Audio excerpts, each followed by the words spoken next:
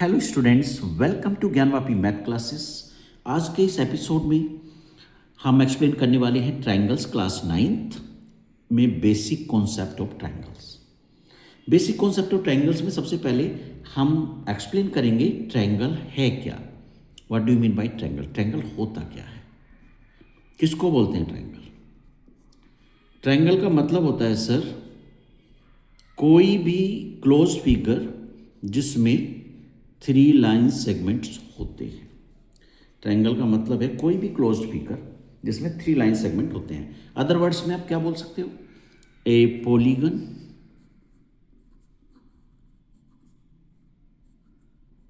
A polygon which have 3 line segment, which have 3 line segment, जिसमें 3 line segments होते हैं। जैसे एक लाइन सेगमेंट है A B, second line segment है B C and third line segment है C ए। इन 3 line segment से मिला के ये ट्रायंगल बना, triangle A B C. Triangle का सिंबल है ए बी सी। किसी भी ट्रायंगल में 3 vertices, vertex A, vertex B, vertex C, जहां पे 2 आर्म उसकी मिलती हैं वो वर्टेक्स होता है, ठीक है। और 2 पॉइंट्स को मिलाने वाली उसकी एक आर्म होती है, 2 वर्टेक्स को मिलाने वाली ट्रायंगल की एक आर्म है। जैसे ए और बी को मिलाने वाली एक आर्म ए बी, बी और सी वर्टेक्स को मिलाने वाली दूसरी आर्म बी सी, और सी और ए को मिलाने वाली तीसरी आर्म सी ए।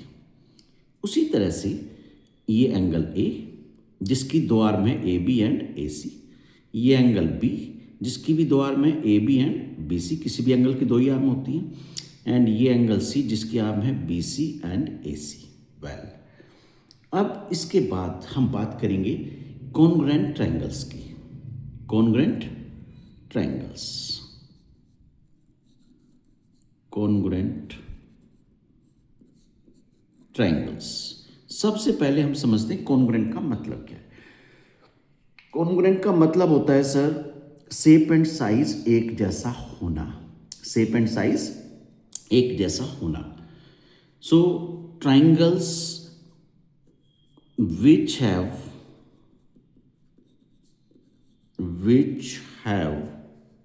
same shape,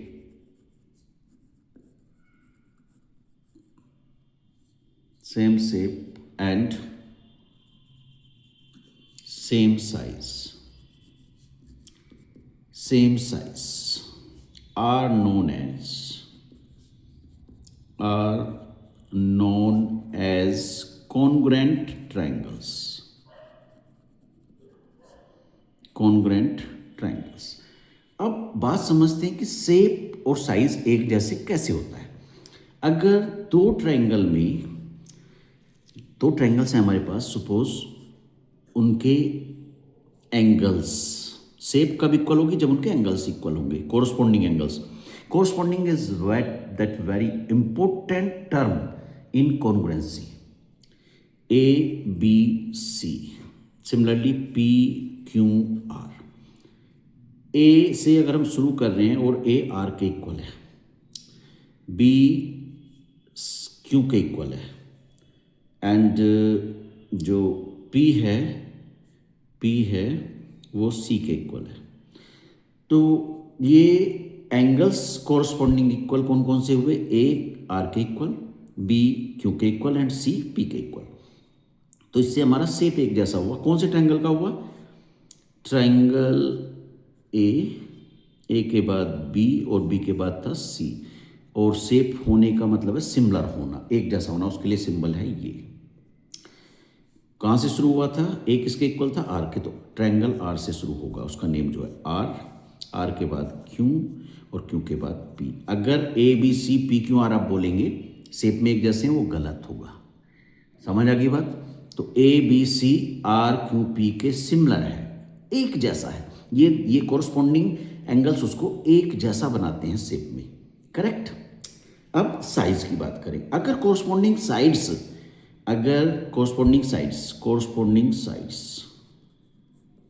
corresponding sides.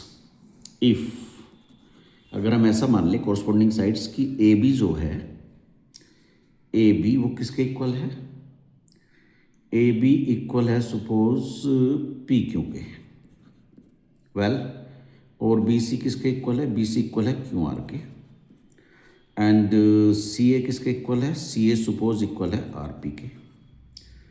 तब क्या बोलेंगे कि जो ट्राइंगल है ए बी सी, ऐसे चले ना, A B then B C then C A, ऐसे P Q then Q R then R P. तो triangle A B C, triangle A B C किसके इक्वल है, ट्राइंगल पी क्यू आर के। अब इन दोनों को अगर हम कंबाइन करें, सिमिलर और इक्वल को, समझ आ रही बात आपको, सिमिलर और इक्वल कंबाइन करेंगे तब हमें कॉन्ग्रुएंसी मिलेगी, करेक्ट, तब हमको कॉन्ग्रुएंसी मिलने वाली। सो कॉन्ग्रुएंसी, कॉन्ग्रुएंट ट्रायंगल्स के बाद अब हम बात करेंगे कॉन्ग्रुएंस रूल्स की, कि ट्रायंगल्स कॉन्ग्रुएंस होते कैसे हैं, किन रूल्स के अकॉर्डिंग ट्रायंगल्स को हम कॉन्ग्रुएंट बोलेंगे। Basically there are 4 rules. First one है सर एस एस एस, इसका मतलब क्या है, कोरस्पोंडिंग साइड्स, साइड्स हम लिखते हैं but that means corresponding side, side. Corresponding word बहुत क्रुशियल है इसमें। कैसी साइड्स हैं ये, कोरस्पोंडिंग। ये वर्ड या लिखना जरूरी नहीं है बट इसको समझना जरूरी है। कोरस्पोंडिंग साइड्स कैसी, कोरस्पोंडिंग साइड्स। अब समझते कैसे। अगर हमारे पास दो ट्रायंगल है, अब एक ट्रायंगल का जो हम नेमिंग करें ए बी सी किया, दूसरे का पी क्यू आर किया। अब बात समझिए, अगर मैं ये बोलूं कि ए बी क्यू आर के इक्वल है और जो ए सी है वो पी क्यू के इक्वल है और जो बी सी है, इस पर 3 मार्क किया मैंने, वो पी आर के इक्वल है। अब बात समझिए कोरस्पोंडिंग कैसे, मतलब समझ आएगी इसमें। फर्स्ट साइड हमने ए बी, ये किसके इक्वल दिखाया इधर, क्यू आर के, तो इसमें अगर ए बी लेंगे तो यहाँ क्यू आर से शुरू करेंगे, ए बी तो क्यू आर। फिर सेकंड साइड है ए सी लेंगे तो इसमें लेंगे पी क्यू। अब बताएंगे कैसे सीक्वेंस कैसे पकड़ना है फिर। और इसमें अगर ये बी सी वाली साइड लेनी है तो इसमें पी आर। अब देखिए कैसे, यहाँ से यहाँ तक first then second then third पे आए, बी से ए से सी से बी। अब यहाँ समझो फर्स्ट से सेकंड की तरफ चलना है, जैसे हम फर्स्ट से हम सेकंड की तरफ गए ना, वैसे यहाँ भी फर्स्ट से सेकंड की तरफ। तो आर से शुरू करेंगे क्योंकि यहाँ क्यू पे खत्म हो गए तब सेकंड शुरू हो रहा है, यहाँ ए पे खत्म हो गए तब सेकंड शुरू हो रहा है। तो बी से शुरू किया, यहाँ आर से शुरू किया, बी से ए तक गए तो आर से क्यू तक गए, ए से सी तक तो क्यू से पी तक, एंड यहाँ सी से बी तक तो पी से आर तक, करेक्ट। तो ये कोरस्पोंडिंग साइड्स हैं, सीक्वेंस में एक जैसी साइड्स इक्वल होना। तो हमारे ट्रायंगल के नेमिंग क्या होंगे, ये हमने कोरस्पोंडिंग साइड्स को सही से पहचान लिया, जो भी मैंने बताया। सीक्वेंस को देखो, उसके अकॉर्डिंग चलो, फर्स्ट के बाद सेकंड, सेकंड के बाद थर्ड, किधर से चलना है। जैसे यहाँ फर्स्ट, उसके बाद यहाँ सेकंड, यहाँ से तो नहीं आ रहा ना सेकंड बी से नहीं आ रहा ना, ए से आ रहा है, तो हम बी से ए पे जाएंगे, ए से सी पे आएंगे तभी सेकंड आएगा ना, और सी से बी पे आएंगे तब थर्ड आएगा।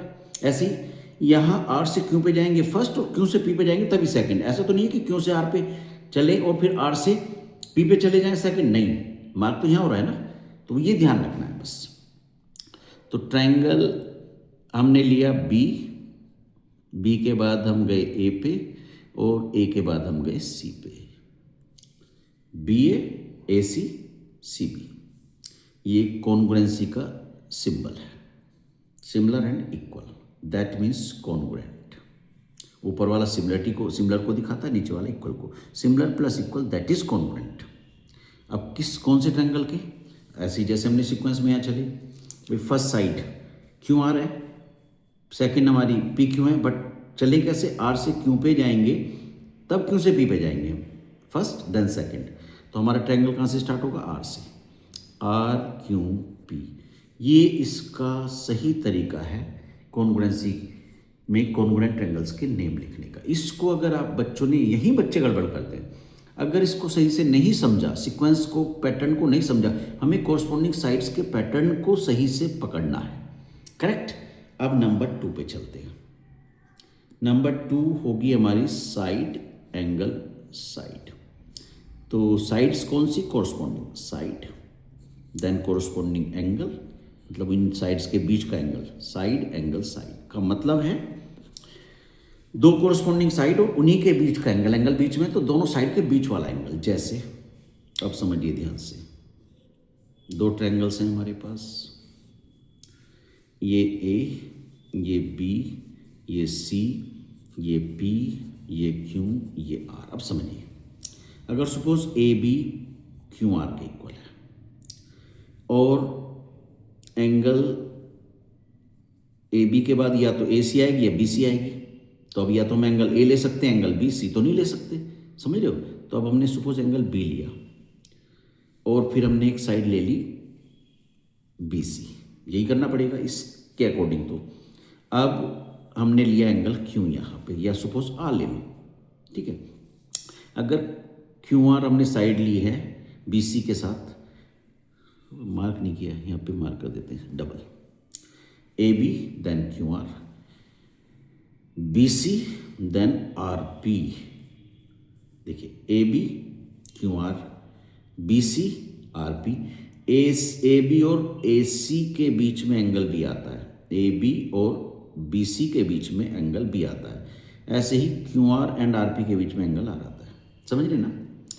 ए के बाद बी, बी के बाद सी, तो यहाँ क्यू से आर पे जाएंगे और आर से पी पे जाएंगे। फर्स्ट देन सेकंड, ये फर्स्ट देन सेकंड, और एंगल उन्हीं के बीच का। तो नाम क्या लिखेंगे इनका? ए से बी और बी से सी, या क्यू से आर और आर से पी। अगर हमने पी से शुरू कर दिया नेम तो गलत हो जाएगा। बात समझ में आ गई ना? तो ये हो गया ट्रायंगल, ट्रायंगल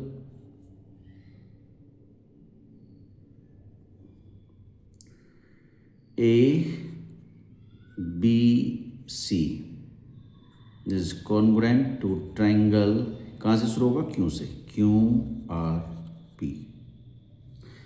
ये कोरस्पॉन्डिंग आप देख लो एंगल।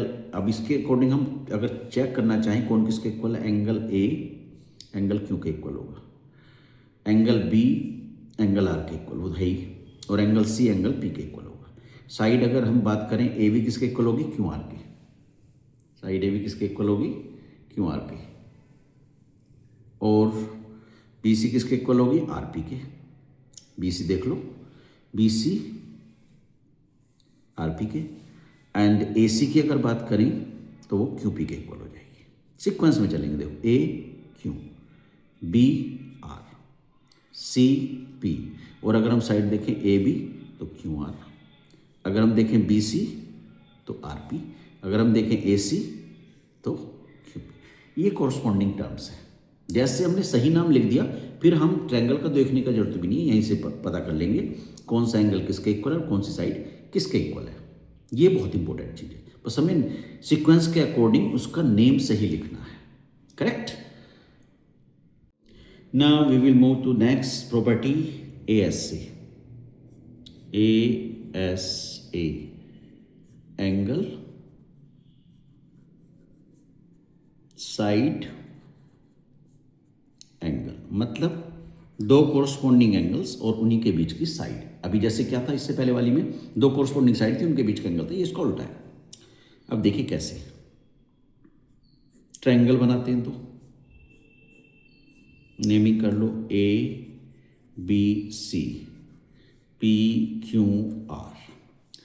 अब हमको देखना है एंगल। अगर suppose angle A angle Q के इक्वल है और एंगल सी एंगल पी के इक्वल है, अगर ऐसा है तो इन्हीं के बीच की साइड लेनी है ना। ए और सी के बीच में साइड ए सी पड़ती है, क्यू और पी के बीच में साइड क्यू पी पड़ती है, तो वही इक्वल होगी, वही इक्वल होगी, तभी ये प्रॉपर्टी अप्लाई होगी। तो देखो हमने कहाँ से शुरू किया? ए और यहाँ पे क्यू, तो यहाँ ए से शुरू करोगे फिर सी तक जाएंगे, ए सी बी, ट्रायंगल ए से हम सी पे गए, first second angle then third angle, triangle A C B, और ये कॉन्ग्रुएंट है किसके, देख लो ए किसके इक्वल था, क्यू के। तो ट्रायंगल क्यू, उसके बाद पी पे जाएंगे, पी और लास्ट में आर। इस प्रॉपर्टी के अकॉर्डिंग यही होगा। कोरस्पोंडिंग टर्म्स आपको समझ आई गई होंगे, तो आप इसमें से लिख सकते हैं कौन एंगल किसके इक्वल होगा। ए क्यू के इक्वल, सी पी के इक्वल, बी आर के equal, side A C Q P के equal, B C P R के equal, A B Q R के इक्वल, ये होगा। एंड नेक्स्ट प्रॉपर्टी पे चलते हैं हम, R H S, very important property, बहुत यूज़ है इसका।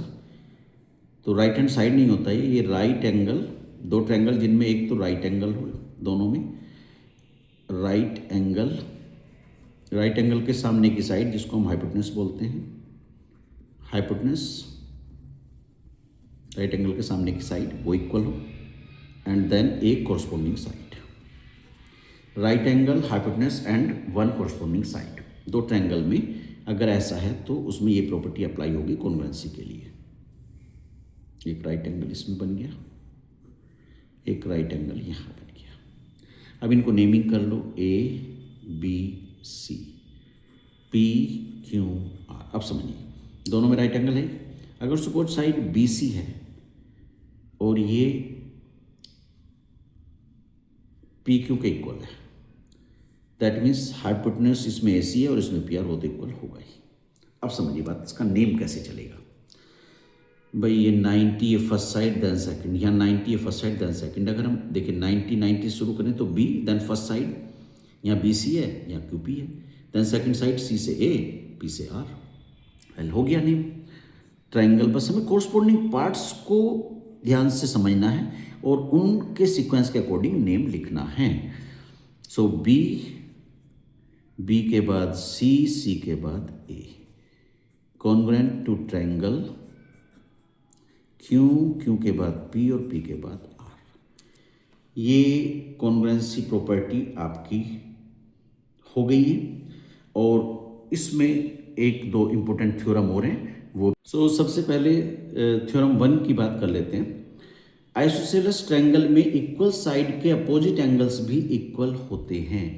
तो इसको लिखेंगे कैसे हम, in isosceles triangle, in isosceles triangle angles opposite to, angles opposite to equal sides are equal। बात समझिए कैसे। देखिए एक आइसोसेलेस ट्रायंगल है हमारे पास, इसको नेमिंग कर लेते हैं ए बी सी, और इसमें कोई दो साइड हम इक्वल मार्क करें। सपोज ए बी और ए सी इक्वल है, तो ए बी के अपोजिट में एंगल कौन सा पड़ता है, सी, और ए सी के अपोजिट में कौन सा एंगल पड़ेगा, बी। तो ये भी इक्वल होंगे। देखिए अगर हम साइड ए बी की बात करें तो ए बी हमने ले लिया ना, तो क्या बचा, सी, तो सी उसके अपोजिट में आएगा। अगर हम साइड ए सी की बात कर रहे हैं तो बी बचा, बी उसके अपोजिट में आएगा। समझ रहे हो। So if A B is equal A C, ये हमको गिवन है अगर, सो क्या होगा, ए बी के अपोजिट में एंगल सी इज इक्वल और ए सी के अपोजिट में एंगल बी, ये होगा ही। समझ आ गया बात। वेल अब हम चलते हैं नेक्स्ट थ्योरम पे। तो सेकंड थ्योरम देखते हैं। अगर दो एंगल्स इक्वल हैं तो उनके अपोजिट साइड्स भी इक्वल होंगे आइसोसेलेस ट्रायंगल में। तो इसको लिख कैसे सकते हैं, in an isosceles triangle, isosceles triangle sides opposite to equal angles, equal angles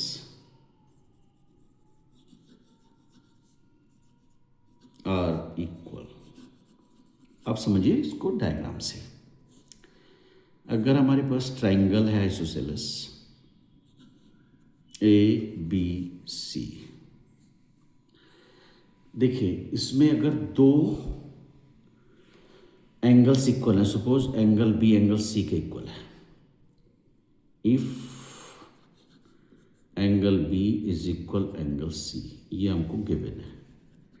अगर ऐसा दिया है तो बी के अपोजिट में कौन सी साइड है, बी को छोड़ दो तो ए सी बनेगा, ए और सी बचा तो उससे मिलकर साइड बनेगी ए सी। ये भी बहुत आसान है याद रखना। अब सी के अपोजिट में कौन सी साइड पड़ेगी, सी है तो सी छोड़ दो ए बी बनेगी, तो सी के अपोजिट में साइड बनेगी ए बी, तो साइड ए बी सो करके ये होगा ही। वेल नेक्स्ट थ्योरम पे चलते। नेक्स्ट थ्योरम है very important theorem, exterior angle theorem. Isosceles triangle में या किसी भी ट्रायंगल में अगर हम ट्रायंगल की एक साइड को बढ़ा दें, पहले समझ लो ये आएगी कैसे।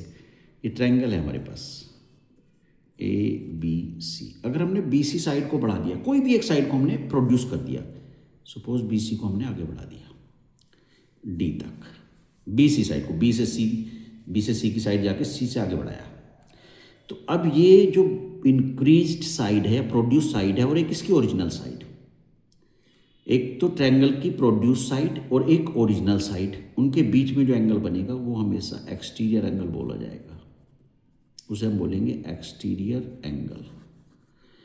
और ये जो एक्सटीरियर एंगल है वो इसके अंदर, ट्रायंगल के अंदर, और इसके अपोजिट में सी तो पड़ेगा नहीं, ये तो इसके पास है, सी को छोड़ के मतलब एंगल ए और एंगल बी इन दोनों के सम के इक्वल होगा, ठीक है ना। तो क्या कहता है, एक्सटीरियर एंगल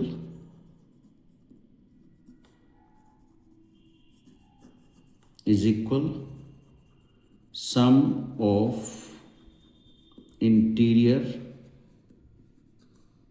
अपोजिट एंगल्स। किसी भी ट्रायंगल में जो एक्सटीरियर एंगल होगा वो सम ऑफ इंटीरियर अपोजिट एंगल्स के इक्वल होगा। इसको हम इस तरह लिख भी सकते हैं, अगर इस डायग्राम के अकॉर्डिंग लिखना चाहें तो एंगल ए सी डी, इसका नाम क्या एक्सट एंगल का, ए सी डी, ये किसके इक्वल हुआ, angle A plus angle B, ये हमारी exterior angle property. That's very important, बहुत यूज़ होता है इसका। अगर वीडियो अच्छी लगी, वीडियो समझ आई है, आपको इम्पोर्टेंट लगती है, बहुत अच्छी लगी है, अच्छे से समझ आया सारा कॉन्सेप्ट, तो वीडियो को लाइक शेयर और चैनल को सब्सक्राइब करना नहीं भूलिएगा। और फिर भी कोई क्वेरी आपके दिमाग में है कॉन्ग्रुएंसी से related, then you have to comment, मैं उसका रिप्लाई जरूर करूँगा। Thank you, have a nice day.